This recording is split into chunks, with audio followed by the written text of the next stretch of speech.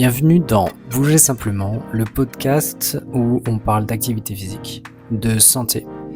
Je suis Nicolas Gué, je suis enseignant en activité physique adaptée et j'essaye de vous aider, comme je peux, sur divers sujets, à avancer, à pérenniser l'activité physique, surtout à améliorer votre quotidien, votre qualité de vie.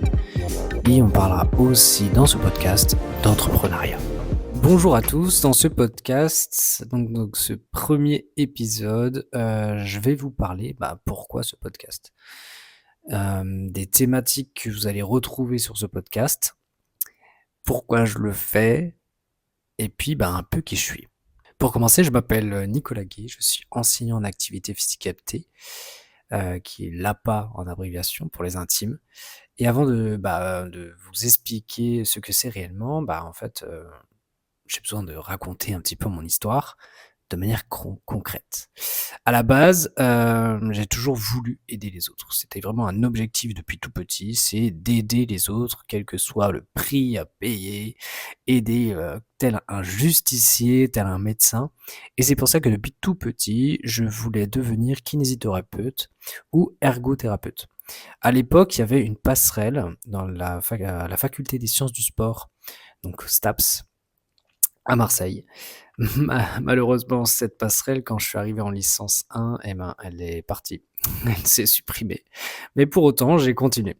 J'ai continué sur cette voie et j'ai continué ma licence, du coup, en activité physique adaptée à des fins de santé. Donc j'ai fait ma licence. Ça m'a tellement plu que j'ai voulu faire le master et j'ai continué sur le master. Le master ouvre justement un volet un peu plus projet, conceptualisation de projet, évaluation des besoins terrain, sociétaux, écosystémiques, qui me plaisait beaucoup. Et puis comment créer ou gérer une association, une entreprise, ou coordonner des programmes thérapeutiques à base d'activités physiques adaptées, tout simplement. Donc voilà un petit peu, et c'est pas du tout un regret. Bien au contraire, j'ai découvert vraiment que le mouvement, ça pouvait aider bon nombre de personnes. J'ai pu faire des tonnes de choses, non seulement sur moi en termes d'expérience, mais aussi sur de multitudes publics différents, allant des personnes en situation de déficience intellectuelle, en passant par des profils plus seniors, donc touchés par le vieillissement, des maladies, des cases entre guillemets, même si je déteste ce mot, mais des maladies chroniques. Et je me suis spécialisé après mon master dans les pathologies neuromusculaires. Donc ça va de la personne sclérose en plaques, Parkinson, AVC, trauma crânien, tétraplégie, Alzheimer. Et j'ai créé justement des protocoles pour justement aider le mieux possible, de manière optimum, avec à côté de moi les recherches, la littérature scientifique, pour justement constituer quelque chose de bien, tout simplement, qui est adaptable à chacun. Donc ça, c'est vraiment mon data. J'adore aller sur quelque chose très précis, voir comment ça fonctionne, qu'est-ce qui marche pas, et puis derrière, en fait, trouver la petite bête pour révolutionner un petit peu l'état physique, psychique et émotionnel de la personne parfois. Et donc, j'en arrive, alors pourquoi je suis là actuellement, c'est qu'en 2024, je décide de monter ma boîte, 30 ans passés, 2 enfants, bientôt 3. J'ai décidé de créer Actimob, qui est ma micro-entreprise. Et donc, ça fait 2 ans maintenant que Actimob existe, que je suis sur l'Ouest lyonnais, que j'ai pu développer mes cours collectifs, mes cours à domicile en individuel. J'ai aussi de la visio en collectif ou en individuel, et j'ai créé depuis septembre une plateforme de streaming pour que les personnes de chez elles puissent faire de l'activité physique, parce que vraiment mon but, ma philosophie, c'est d'aider le plus grand nombre à faire de l'activité physique de manière pérenne, de manière quotidienne, pour améliorer sa santé, tout simplement, et puis aider en fait les petites actions de la vie quotidienne qui nous embêtent un petit peu quand on a une maladie qui s'est déclarée, ou quand on a une maladie donc chronique, mais aussi liées au vieillissement, tout simplement, tous les petits symptômes liés au vieillissement, les raideurs, l'arthrose, les problèmes tendineux, osseux, articulaires. Donc tout ça, avec un petit peu d'activité physique, pas en faisant n'importe quoi, on peut drastiquement améliorer sa santé.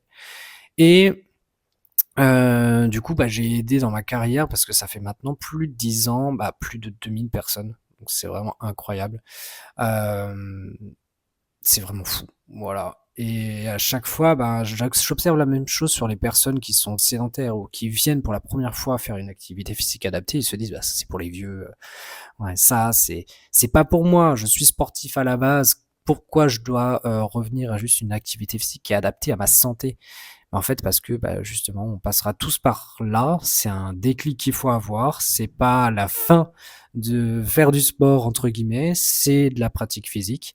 Sauf qu'il faut prendre en compte ses capacités, incapacités. Et c'est dans cet ordre-là que j'essaie d'aider le plus grand nombre à se connaître, à se reconnaître, à appréhender ses nouvelles capacités, incapacités pour justement subvenir à ses besoins et à ses envies, prendre du plaisir face à l'activité physique et puis améliorer, comme je vous l'ai dit tout à l'heure, la qualité de vie, les actions de la vie quotidienne et tout simplement en fait s'aimer, voilà, prendre confiance en soi par rapport à ses capacités et faire le deuil peut-être de la vie d'avant et vivre sur le moment présent qui est tout aussi positif. Donc voilà. Alors pourquoi ce podcast? Pourquoi cette chaîne YouTube? C'est parce que j'ai été poussé par mes adhérents. C'est vrai que j'essaye d'être le plus pédagogue possible dans mes séances et j'explique beaucoup de choses. Comment ça se passe en anat, comment ça se passe en physio, comment le changement de vocabulaire, la manière de penser le mouvement et pas forcément articulaire. Je pourrais vous en parler sur un épisode par rapport au vocabulaire, mais en changeant juste le vocabulaire d'une personne de manière simple, on peut justement changer un petit peu comment on réfléchit sur notre corps et appréhender en fait une conscience corporelle qu'on peut réutiliser par la suite. C'est vraiment ça mon but premier quand une personne arrive, c'est de comprendre ses besoins, faire un bilan avec elle et ensuite voir concrètement ce qui va pas. Parce qu'on peut avoir une tendinite au triceps ou un problème au genou et en fait ça vient d'un autre endroit du corps. Donc il faut voir justement les tenants et les aboutissants et voir ce qu'on peut mettre en place et voir si ça marche. Et évaluer justement. On fait un premier programme, on fait un programme sur un mois avec tant de séances. Ah, on voit que ça n'a pas marché, tu as toujours tes douleurs, tu as toujours une petite raideur. Qu'est-ce qu'on peut mettre en place pour améliorer les choses? Voilà un petit peu l'état d'esprit.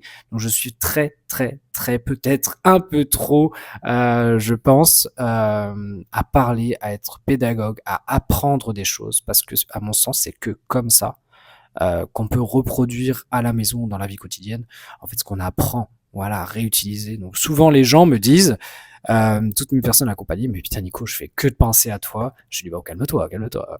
Je suis casé quand même. Non, c'est dans le sens où en fait à chaque fois qu'ils font un mouvement qu'on a travaillé lors d'une séance d'appât, que ce soit avec des outils comme le pilates, le yoga, des ballons, des élastiques, etc., en fonction d'une thématique donnée ou plusieurs dans la même séance, les personnes vont utiliser ce qu'on a appris pour le mettre en pratique. Et ça, je trouve ça fabuleux. Et quand les gens me font ce retour-là, en fait, j'ai gagné.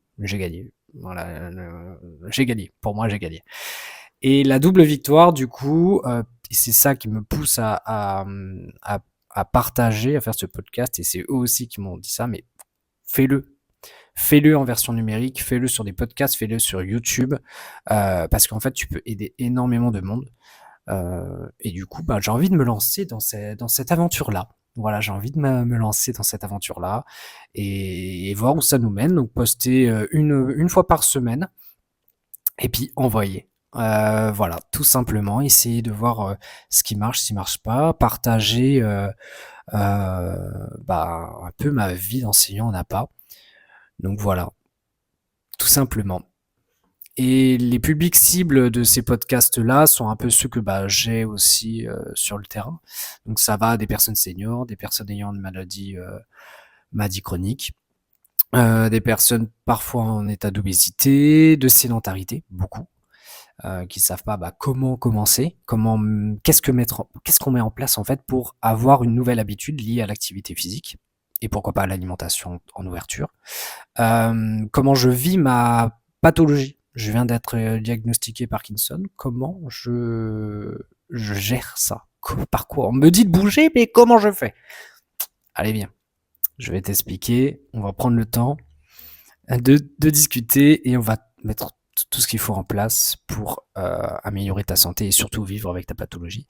Et ça fait 2 ans aussi que j'accompagne des aidants, notamment avec l'association Tolisol, que je salue par ailleurs, où le but, c'est justement d'aider les personnes aidantes, qui sont souvent oubliées, qui s'oublient aussi beaucoup, qui culpabilisent à l'idée de prendre soin de soi et qui n'ont pas forcément le temps ni la mobilité de faire des séances. Et bien du coup, la plateforme Actimob Plus a été pensée dans cette optique-là, c'était de créer une offre le moins cher possible pour les aidants, pour qu'ils fassent des séances d'activité physique, mais aussi des séances de détente, sophrologie, pour les séances d'activité physique, ça va des séances cardio, des séances pilates, des séances routine matinale, pour essayer justement de réduire la charge physique, émotionnelle et psychique de l'aidant, mais aussi apporter toute cette pédagogie dont je vous ai parlé, c'est aussi apprendre la pathologie de mon proche aidé qui est important et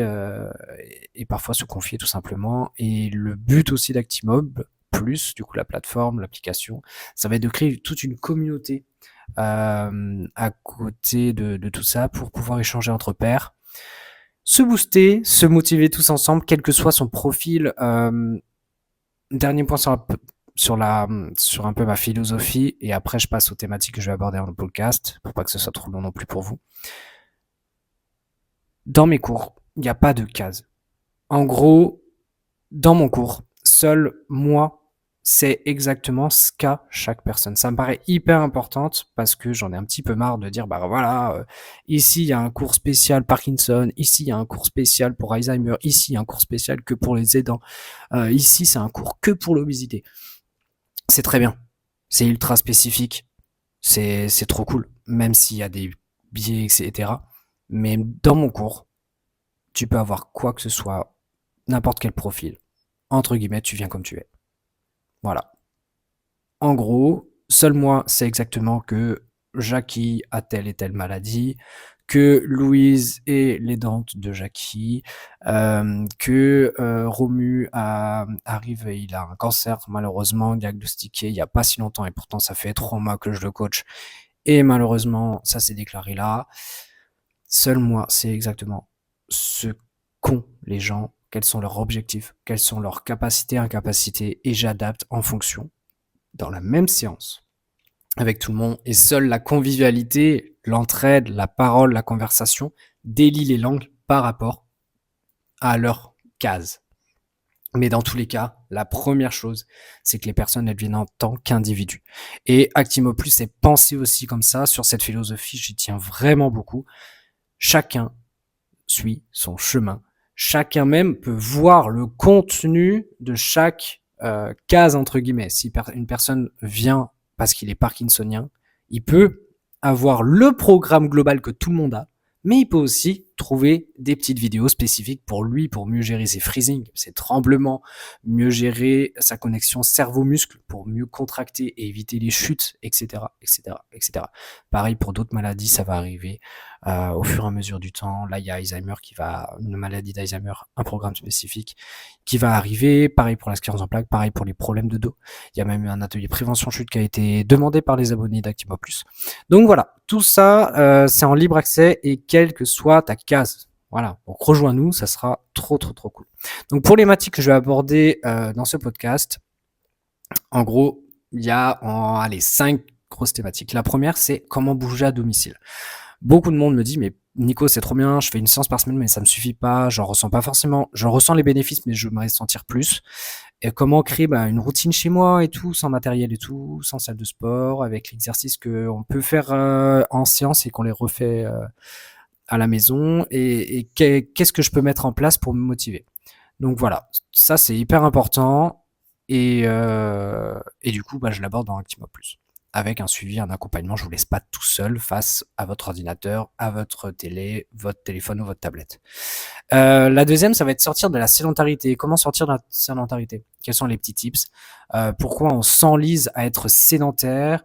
Il y a plein de choses qui se passent en neurosciences et j'adore parler de ça, notamment en séance. Et ben, du coup, comment on s'en sort? Quels sont les changements? Quels sont, justement, est-ce qu'il y a vraiment une différence? Comment mettre en place une habitude sur la durée? Combien de temps ça prend? Etc. Le troisième, ça va être le mouvement et la santé mentale. Vous montrez, en fait, tous les bénéfices d'une activité physique, donc du mouvement de manière globale, et les bénéfices sur la tête, mais aussi le corps.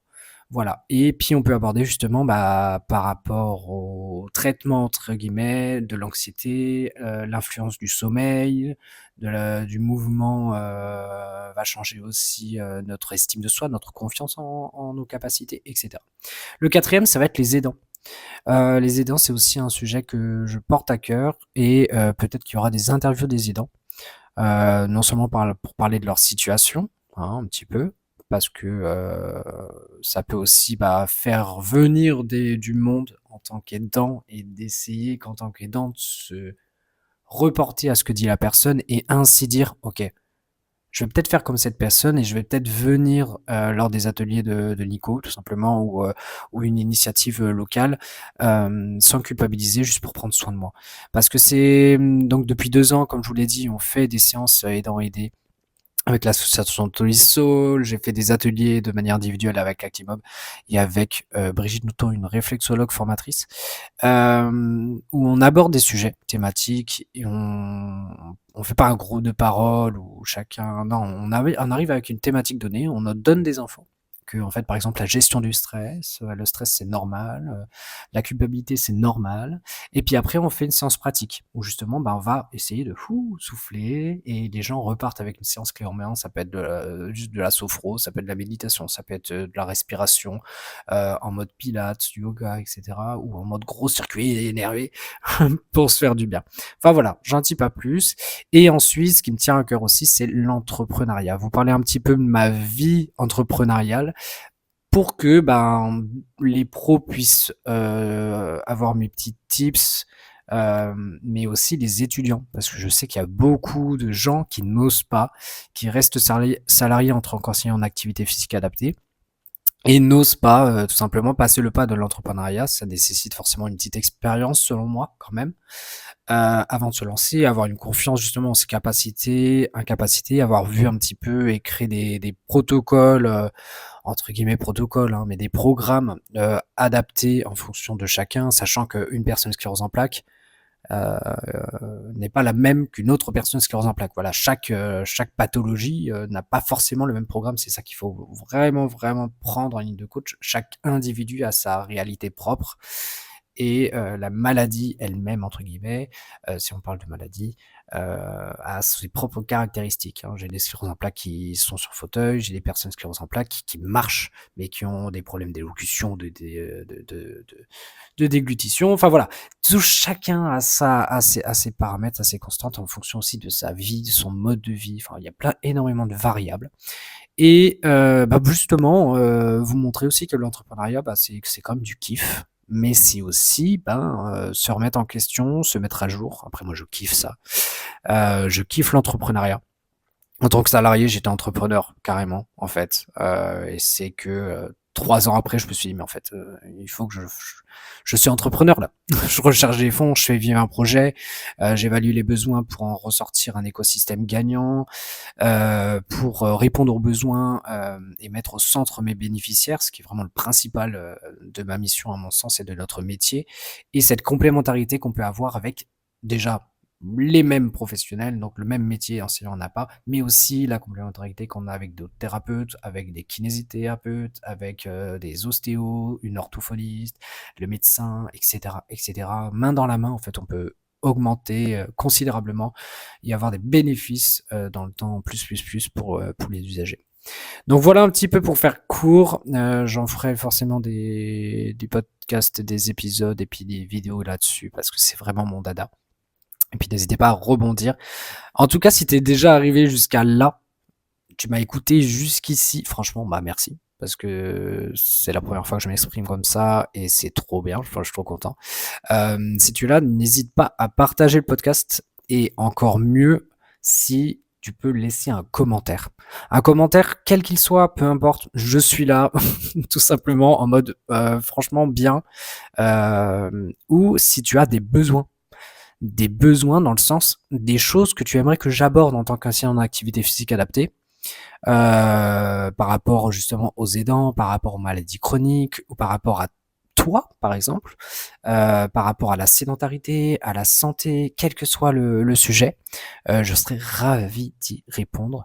Voilà. Ce que je questionne sur le terrain, en tout cas en présentiel ou en visio avec mes personnes accompagnées, en fait, je vais essayer de le donner sous forme de petits podcasts. Mais la communauté est aussi virtuelle, elle aussi numérique.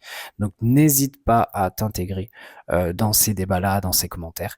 Et en tout cas, bienvenue à toi. Je suis ravi de faire cet épisode 0 et j'ai hâte d'être au premier vrai épisode. Je te dis ciao ciao, c'était Nico.